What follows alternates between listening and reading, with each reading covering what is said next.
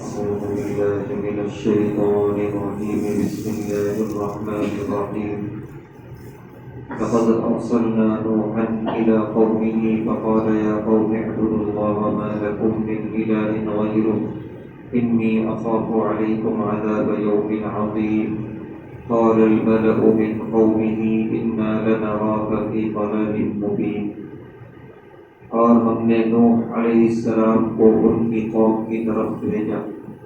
انہوں نے فرمایا اے میری قوم تم اللہ کی بندگی کرو، اللہ کے سوا کوئی تمہارا معبود نہیں، اور میں تم پر ڈرتا ہوں ایک بڑے دن کے عذاب سے۔ ان کی قوم کے سرداروں نے جواب دیا کہ ہم آپ کو صریح غلطی میں دیکھتے ہیں۔ یہاں سے اللہ تبارک و تعالی مشہور قوموں کا ذکر فرما رہے ہیں جو تقریباً 5-6 رکوع پر مشتمل ہے۔ سب سے پہلے حضرت نوح علیہ السلام کی قوم کا ذکر کر رہے ہیں کہ ہم نے اس قوم کی طرف حضرت نوح علیہ السلام کو بھیجا رسول بنا کر۔